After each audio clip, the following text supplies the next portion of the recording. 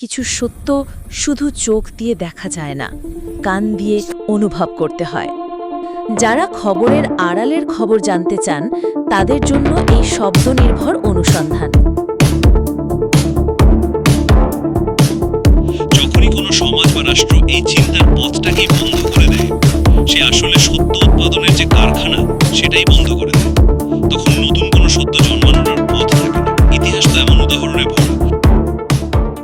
আজকে আমরা এমন একটা শক্তিশালী লাইন নিয়ে কথা বলবো যা আপনাকে সত্যিই একটু থামিয়ে ভাবাবে। লাইনটা হলো, যেখানে চিন্তা নিষিদ্ধ সেখানে সত্য সবচেয়ে আগে মারা যায়। ভাবুন তো একবার, যখন কোনো সমাজে প্রশ্ন করার বা ভিন্নমত দেওয়ার সুযোগটাই থাকে না, তখন সবার আগে কোন জিনিসটা হারিয়ে যায়? চলুন এই উক্তিটার ভেতরের 3টা মূল ধারণা আমরা একটু দেখি। প্রথমত, সত্য কিন্তু এমন কোনো জিনিস না যা কোথাও পড়ে আছে আর আপনি গিয়ে খুঁজে পাবেন। না, এটা বরং স্বাধীনভাবে চিন্তা করার একটা ফলাফল। মানে যখনই আমরা প্রশ্ন করতে পারি, সন্দেহ করতে পারি, তখনই কিন্তু সত্যের জন্ম হয়। আর এই প্রক্রিয়াটা বন্ধ হওয়া মানেই হলো সত্যের মৃত্যু। দ্বিতীয়ত, এই লাইনের সবচেয়ে জরুরি শব্দটা হলো সবচেয়ে আগে। এর মানে কি? এর মানে হলো সত্য হলো প্রথম ডমিনোর মতো যেটা পড়ে যায়। অন্য যে কোনো অধিকার কেড়ে নেওয়ার আগে সত্যের ধারণাটাই প্রথম আক্রমণের শিকার হয়। সোজা কথায় এটা একটা বড়সড় বিপদ সংকেত। আর সবশেষে এই পুরো ব্যাপারের মূলে কি আছে? একটা শব্দ, নিষিদ্ধ। এটা কিন্তু শুধু চিন্তার অভাব নয়, এটা হলো চিন্তার ওপর একটা সরাসরি আক্রমণ। যখন জোর করে কাউকে চিন্তা করতে বাধা দেওয়া হয়, সেটাই হয়ে ওঠে সত্যকে খুন করার আসল অস্ত্র। তাহলে মূল কথাটা হলো, এই উক্তিটা আমাদের খুব স্পষ্টভাবে মনে করিয়ে দেয় যে একটা সুস্থ সমাজের ভিত্তিই হলো চিন্তা করার অবাধ স্বাধীনতা।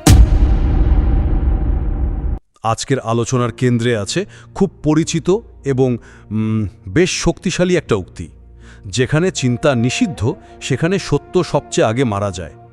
আমরা এই কথাটা প্রায়ই শুনি, কিন্তু এর গভীরতা নিয়ে হয়তো সবসময় ভাবি না। আজ আমরা ঠিক সেই কাজটাই করব। আমাদের মূল প্রশ্নটা হলো, চিন্তার ওপর নিষেধাজ্ঞা কি আসলেই সত্যকে পুরোপুরি শেষ করে দেয়, নাকি সত্যের প্রকৃতি আরও অনেক বেশি জটিল, যা হয়তো অন্য কোনো পথের ঠিকই টিকে থাকে?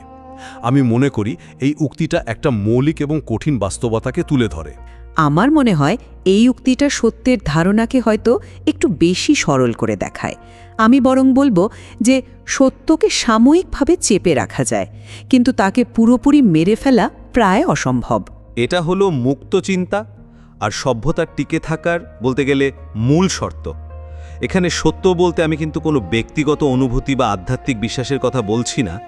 আমি বলছি সেই বস্তুনিষ্ঠ, যাচাইযোগ্য সত্যের কথা, যা বিজ্ঞান, দর্শন এবং যুক্তির উপর দাঁড়িয়ে থাকে। যে সত্যের ওপর ভিত্তি করে আমরা সমাজ চালাই, আইন বানাই, রোগ সারাই। আর এই ধরনের সত্যের জন্ম হয় কোথা থেকে? প্রশ্ন করা থেকে, সন্দেহ থেকে, পুরানো ধারণাকে চ্যালেঞ্জ করা থেকে, মানে মুক্ত চিন্তা থেকে। যখনই কোনো সমাজ বা রাষ্ট্র এই চিন্তার পথটাকেই বন্ধ করে দেয়, সে আসলে সত্য উৎপাদনের যে কারখানা সেটাই বন্ধ করে দেয়। তখন নতুন কোনো সত্য জন্মানোর আর পথ থাকে না। ইতিহাস তো এমন উদাহরণে ভরা। যেমন ধরুন, গ্যালিলিওর কথাই ভাবুন। চার্চ যখন তাকে জোর করে বলালো যে সূর্য পৃথিবীর চারপাশে ঘোরে, তখন তো মহাবিশ্বের আসল সত্যটা বদলে যায়নি। কিন্তু ইতালীয় সমাজে সেই মুহূর্তের জন্য সত্যের মৃত্যু ঘটেছিল। কয়েকশো বছরের জন্য জ্যোতির্বিজ্ঞানের অগ্রগতি সেখানে থেমে গিয়েছিল। সুতরাং চিন্তা বন্ধ হলে সবার আগে এই কার্যকরী, এই সামাজিক সত্যটাই মারা যায়। আর এই সত্যের মৃত্যুর ওপরই গড়ে ওঠে কুসংস্কার আর স্বৈরাচারের প্রাসাদ। আপনি গ্যালিলিওর যে উদাহরণটা দিলেন সেটা খুবই জোরালো। আমি আপনার কথার প্রেক্ষাপটকে সম্মান করি, কিন্তু আমি ব্যাপারটা একটু অন্যভাবে দেখি। উক্তিটা শুনতে আকর্ষণীয় হলেও আমার মনে হয় এটা সত্যের একটা সংকীর্ণ ধারণা দেয়। আপনি যেটাকে কার্যকরী সত্য বলছেন, সেটা সত্যের একটা রূপ মাত্র, একমাত্র রূপ নয়। বাস্তবে সত্য কেবল মারা যায় না। যখন তাকে এক দরজা দিয়ে বের করে দেওয়া হয়, সে অন্য দরজা দিয়ে প্রকাশ পাওয়ার চেষ্টা করে। যখন প্রাতিষ্ঠানিক বা যৌক্তিক আলোচনার পথ বন্ধ থাকে, তখনও কি সত্য বেঁচে থাকে না? আমার তো মনে হয় থাকে। সেটা তখন বেঁচে থাকে শিল্পে, সাহিত্যে, গানে, এমনকি একটা বিদ্রূপের হাসির মধ্যে। এগুলো হলো আবেগ আর অভিজ্ঞতার সত্য। ভেবে দেখুন, সোভিয়েত ইউনিয়নের সেই দমনমূলক পরিবেশে যখন প্রাতিষ্ঠানিকভাবে মতপ্রকাশ নিষিদ্ধ তখন কিভাবে সামিজদাত সাহিত্যের মাধ্যমে সত্যকে বাঁচিয়ে রাখা হয়েছিল? সোলঝেনিৎসেনের লেখাগুলো কি নিঃস্ব আবেগ ছিল, নাকি একটা গোটা ব্যবস্থার বিরুদ্ধে সবচেয়ে শক্তিশালী এবং বস্তুনিষ্ঠ দলিল ছিল? অথবা ধরুন, চরম প্রতিকূল পরিস্থিতিতে মানুষের যে আধ্যাত্মিক বিশ্বাস যা তাকে পথ দেখায়। এই উক্তিটা সমস্যা হলো এটা এই বিভিন্ন ধরনের সত্যকে প্রায় অস্বীকার করে আর শুধু বুদ্ধিবৃত্তিক সত্যকেই সবকিছুর উপরে স্থান দেয়। দেখুন, শিল্প সাহিত্যের গুরুত্ব তো আমি মানছি, কিন্তু প্রশ্নটা হলো সেটা কি মূল সত্যের বিকল্প হতে পারে? আপনি সোলজেনিৎসিনের কথা বললেন, তার লেখা অসাধারণ, কিন্তু সেটা ছিল একটা প্রতিষ্ঠিত সত্যের দলিল, কোনো নতুন বৈজ্ঞানিক আবিষ্কার তো নয়। আবেগ বা অনুভূতি আমাদের ব্যক্তিগত অভিজ্ঞতা হতে পারে, কিন্তু সেটা দিয়ে কি একটা সমাজ চলতে পারে? সমাজের জন্য যে কার্যকরী সত্যের কথা আমি বলছি, যা দিয়ে আইন, বিজ্ঞান আর ন্যায় বিচার তৈরি হয়, সেটা তো যুক্তিনির্ভর হতেই হবে। একটা কবিতা হয়তো অত্যাচারিত মানুষকে সান্ত্বনা দেয়, একটা গান হয়তো বিপ্লবের ডাক দেয়, কিন্তু সেই কবিতাটা কি ক্যান্সারের নিরাময় আবিষ্কার করতে পারবে? বা একটা গান কি মহাকর্ষের সূত্রকে ভুল প্রমাণ করতে পারবে? আমার মনে হয় না। এগুলো সত্যের ভিন্ন প্রকাশ নয়, এগুলো হলো সত্যের অনুপস্থিতিতে মানুষের টিকে থাকার এক ধরনের কৌশল।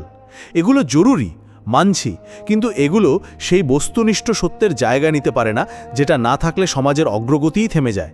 কিন্তু আপনি কার্যকরী সত্য বলে সত্যের সংজ্ঞাকে বড্ড বেশি ছোট করে ফেলছেন আমার মনে হয়। আপনি কি মনে করেন না যে সত্য মানুষের চেতনাকে জাগিয়ে তোলে, প্রতিরোধের জন্ম দেয়, সেটাও সমাজের জন্য সমানভাবে কার্যকরী? মার্টিন লুথার কিংয়ের আই হ্যাভ আ ড্রিম ভাষণটার কথা ভাবুন। সেখানে তো কোনো বৈজ্ঞানিক তথ্য বা পরিসংখ্যান ছিল না, ছিল মূলতই আবেগ আর নৈতিকতার ডাক। কিন্তু সেই আবেগ কি লক্ষ লক্ষ মানুষকে জাগিয়ে তোলেনি, আমেরিকার সমাজকে বদলে দেয়নি? তাহলে সেটা কি কার্যকরী সত্য ছিল না? যখন শাসকের বন্দুকের নল চিন্তাবিদদের দিকে তাক করা থাকে, তখন একজন কবির কলম বা একজন শিল্পীর তুলি তো সেই সত্যকে বাঁচিয়ে রাখে। সেই সত্য হয়তো তথ্যের রূপে আসে না, আসে অনুভূতির রূপে, কিন্তু সেটা আরও বেশি মানবিক আর শক্তিশালী হয়ে ওঠে। ওটাই তো মানুষকে মনে করিয়ে দেয় যে তারা মানুষ, কোনো যন্ত্র নয়। আপনার পয়েন্টটা ইন্টারেস্টিং, যে আবেগও সমাজকে চালিত করতে পারে, কিন্তু আমি এটাকে একটু অন্যভাবে দেখি। আপনি যাকে বলছেন সত্যকে বাঁচিয়ে রাখা, আমি সেটাকে বলবো সত্যের খণ্ডাংশকে বাঁচিয়ে রাখা। যখন প্রাতিষ্ঠানিক সত্যকে হত্যা করা হয়, তখন সমাজে যেটা টিকে থাকে সেটা হলো সত্যের স্মৃতি বা ছায়া। এই ছায়া হয়তো কিছু মানুষকে আশা যোগায়, কিন্তু এটা দিয়ে পুরো সমাজকে আলোকিত করা যায় না। ধরুন, কোনো একনায়ক তার দেশে জিনতত্ত্বের গবেষণাকে বুর্জোয়া বিজ্ঞান বলে নিষিদ্ধ করে দিলেন, যেমনটা স্তালিনের সোভিয়েত ইউনিয়নে লাইসেঙ্কো করেছিলেন। এর ফলে কি হয়েছিল? প্রাতিষ্ঠানিক সত্যের মৃত্যুর কারণে দেশের কৃষি ব্যবস্থা ভেঙে পড়েছিল, লক্ষ লক্ষ মানুষ দুর্ভিক্ষে মারা গিয়েছিল। তখন হয়তো কোনো কৃষক লোককথার মাধ্যমে পুরনো জ্ঞানের কথা মনে রেখেছিল, কিন্তু সেটা কি রাষ্ট্রীয় নীতির ভুলকে শুধরে দিতে পেরেছিল? পারেনি, কারণ প্রাতিষ্ঠানিক সত্যটা মৃত ছিল। তাই এই টিকে থাকা খণ্ডিত সত্যগুলো সমাজের জন্য যথেষ্ট নয়। সেগুলো অনেকটা বলতে পারেন লাইফ সাপোর্টে থাকা রোগীর মতো, বেঁচে আছে কিন্তু কোনো কাজ করতে পারছে না। আপনি লাইসেঙ্কোর যে উদাহরণ দিলেন তা ভয়ঙ্কর এবং সত্যি, কিন্তু আপনি কি সত্যের টিকে থাকার ক্ষমতাকে কিছুটা ছোট করে দেখছেন না? আপনি বলছেন খণ্ডিত সত্য, নিষ্ক্রিয় সত্য, কিন্তু এই নিষ্ক্রিয় মনে হওয়া সত্যের মধ্যেই তো ভবিষ্যতের বিপ্লবের বীজ লুকিয়ে থাকে। ওই যে স্যামিজদাদের কথা বলছিলাম, সেগুলো হাতে লেখা কিছু বই ছিল মাত্র, কিন্তু সেই বইগুলোই তো একটা প্রজন্মের চিন্তার জগৎ তৈরি করেছিল, যা পরে সোভিয়েত ইউনিয়নের পতনের অন্যতম কারণ হয়ে দাঁড়ায়। সত্যকে যখন চাপা দেওয়া হয়, তখন সে গুপ্ত অবস্থায় চলে যায়। লোককথা, পারিবারিক স্মৃতি, সাংকেতিক ভাষা, এগুলোর মাধ্যমে সে এক প্রজন্ম থেকে আর এক প্রজন্মে বাহিত হয়। হয়তো সাময়িকভাবে নিষ্ক্রিয় থাকে, কিন্তু সঠিক সময়ের অপেক্ষায় থাকে। আর একটা দিকের কথা ভাবুন, যাকে কোনোভাবেই দমন করা যায় না, সেটা হলো মানুষের জৈবিক সত্য, যেমন হাসি বা কান্না। একজন স্বৈরশাসক হয়তো আইন করে দিতে পারেন যে তার বিরুদ্ধে কোনো কথা বলা যাবে না, কিন্তু তিনি কি মানুষের মন থেকে বিদ্রূপের ক্ষমতা কেড়ে নিতে পারেন? একটা কৌতুক, একটা কার্টুন বা শাসকের কোনো কর্মকাণ্ড দেখে আড়ালে হাসা, এই হাসিটাই তো দমনমূলক ব্যবস্থার বিরুদ্ধে সবচেয়ে বড় অস্ত্র। এই জৈবিক সত্যকে কোনো আইন দিয়ে নিষিদ্ধ করা যায় না, এটা মানুষের অস্তিত্বের সঙ্গে মিশে আছে। আপনি একটা খুব গুরুত্বপূর্ণ পয়েন্ট তুলেছেন, কিন্তু আমার মূল প্রশ্নে ফিরে আসি। সবার আগে কি সত্যই মারা যায়? আমার মনে হয় উত্তরটা হলো হ্যাঁ, কারণ সত্য হলো একটা বিল্ডিংয়ের ফাউন্ডেশনের মতো। এর ওপরেই ন্যায় বিচার, আস্থা, স্বাধীনতা এই পিলারগুলো দাঁড়িয়ে থাকে। আপনি যখনই সত্যকে সরিয়ে দেন, তখন ন্যায় বিচারের ধারণাটা আপেক্ষিক হয়ে যায়। শাসকের কথাই তখন ন্যায় বিচার। মানুষের পারস্পরিক আস্থা ভেঙে পড়ে, কারণ কে সত্যি বলছে আর কে মিথ্যা তা বোঝার কোনো উপায় থাকে না। স্বাধীনতা অর্থহীন হয়ে যায়।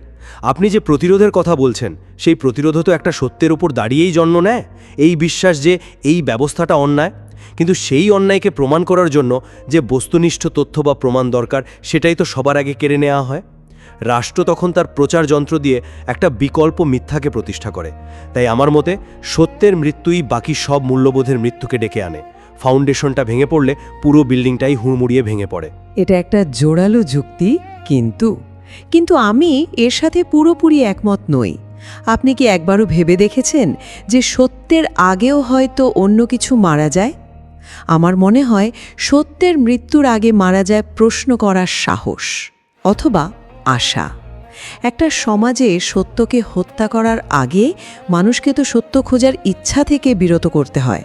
যখন প্রশ্ন করাটাকে বিপজ্জনক বানিয়ে তোলা হয়, তখন মানুষ ভয়ে সত্যিটা জানার চেষ্টা ছেড়ে দেয়।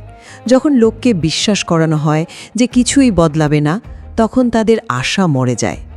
এই মানসিক অবস্থাই তো সত্যের মৃত্যুকে নিশ্চিত করে। তাহলে বলুন, কোনটা আগে ঘটল? সত্যের মৃত্যু একটা চূড়ান্ত পরিণতি, প্রথম আঘাত নয়। প্রথম আঘাতটা আসে মানুষের জিজ্ঞাসার ওপর, তার সাহসের ওপর। কারণ সত্য তো সেখানেই জন্মায় যেখানে প্রশ্ন করার অধিকার থাকে। সেই অধিকারটা কেড়ে নিলেই তো সত্যের জন্ম প্রক্রিয়া বন্ধ হয়ে যায়। তাই আমি বলবো, সত্যের মৃত্যুর আগে সত্যের সম্ভাবনাকে হত্যা করা হয়। কিন্তু সাহস বা আশা তো শূন্যের ওপর জন্মায় না, সেগুলো কোনো না কোনো সত্যের উপর নির্ভর করেই জন্মায়। এই পরিস্থিতি বদলানো সম্ভব, এই বিশ্বাসটাও তো এক ধরনের সত্য। যখন শাসকের অপপ্রচার সেই বিশ্বাসটাকেই মিথ্যে বলে প্রমাণ করে দেয়, যখন তারা বলে যে বাইরের পৃথিবী আরও খারাপ বা আমাদের শত্রুরা চারদিকে ষড়যন্ত্র করছে, তখন কি সেই মিথ্যেটাই মানুষের আশাকে মেরে ফেলে না? সেক্ষেত্রে তো মিথ্যে দিয়ে সত্যকে প্রতিস্থাপন করা হচ্ছে, অর্থাৎ সত্যের মৃত্যুই আশার মৃত্যুকে ডেকে আনছে। তাই আমি এখনও মনে করি সত্যের ওপর আঘাতটাই প্রথম এবং সবচেয়ে মারাত্মক। এটা একটা চক্রের মতো, একটা আরেকটাকে প্রভাবিত করে। কিন্তু আমার মূল বক্তব্য হলো, উক্তিটি এই চক্রের জটিলতাকে ধরতে পারে না। এটা একটা একরৈখিক ধারণা দেয় যে চিন্তা বন্ধ হলো আর সঙ্গে সঙ্গে সত্য মারা গেল। কিন্তু বাস্তবতা আরও গভীর। সত্য পুরোপুরি মরে না, সে শুধু রূপ বদলায়। হয়তো পাবলিক স্কোয়ার থেকে বিতাড়িত হয়ে সে আশ্রয় নেয় রান্নাঘরে, শিল্পীর স্টুডিওতে বা বন্ধুদের চায়ের আড্ডায়। তার কণ্ঠস্বর হয়তো ক্ষীণ হয়ে যায়, কিন্তু পুরোপুরি নীরব হয় না। আমাদের আলোচনা সত্ত্বেও আমি এই অবস্থানে স্থির থাকব যে একটি সুস্থ এবং প্রগতিশীল সমাজের জন্য মুক্ত চিন্তার মাধ্যমে অর্জিত যৌক্তিক ও বস্তুনিষ্ঠ সত্য অপরিহার্য।